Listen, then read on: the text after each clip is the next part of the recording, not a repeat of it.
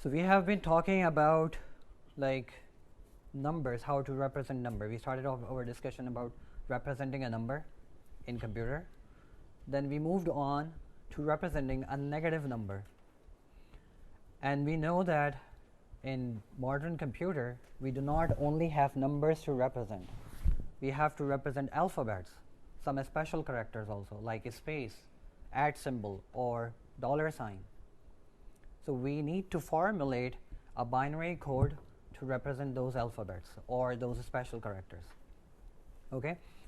So we have already seen that how we can represent a binary value 1 to 10. So we can represent decimal digits 0 to 9 with the help of 10 distinct binary codes. Agreed? For representing value let's say 4 in 4-bit binary, it would be starting from reading from right to left, it would be 0010. Okay? We have additionally 26 alphabets. So altogether we need to represent 26 plus 10 different values, which makes 36. So how many bits we need to represent a value 36?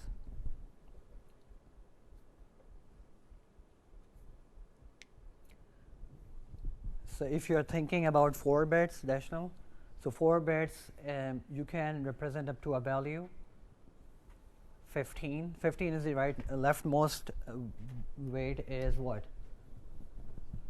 So if this is 4 bits, okay, 0, 0, 0, 0, and we can have all 4 bits set to 1. We are talking about unsigned, okay?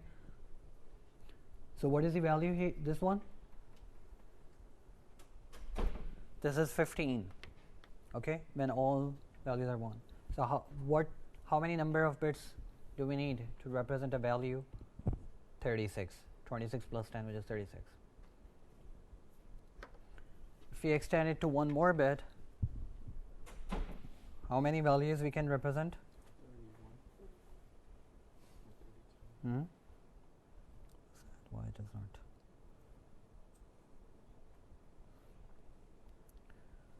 So here we were talking about 0, 0, 0. If we represent it in 4 bits, then it is actually still 15.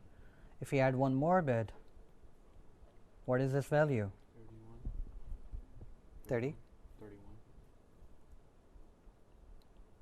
And then, which means that we still cannot represent our value in 5 bits. What about this?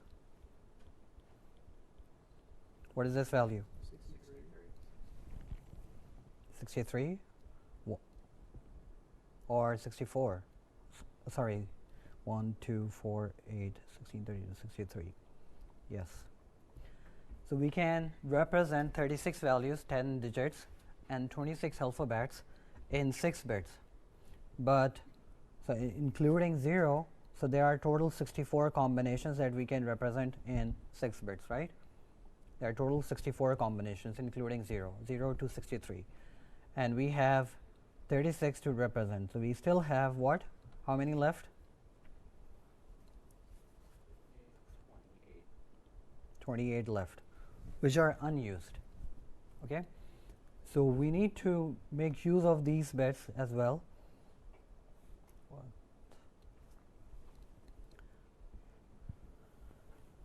Here we have discussed, so we can use those bits to represent some special characters like underscore, $sign, semicolon, colon, whatever.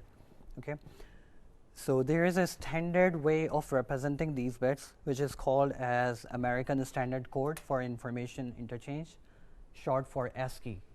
The ASCII codes are widely used, and ASCII codes are standardized. No matter what computer you're using, they all follow this convention. Okay, so what happens when you actually on this keyboard, when you press key A, okay, so what happens behind the scene? If you're working in a Microsoft Word processor, what you see immediately is A on your screen. But what happens behind this, there is a processor inside it. When you press this key, it is converted into electrical signal. First, it converts into its corresponding code. and that code is actually 65. I will be showing you the ASCII table in the next slide, but that code is 65. So 65 means what? What is the binary equivalent of 65? So 65 is, so starting from 1, 2, 4, 8, 16, 32, 64. So this is the 65 value, okay, binary value.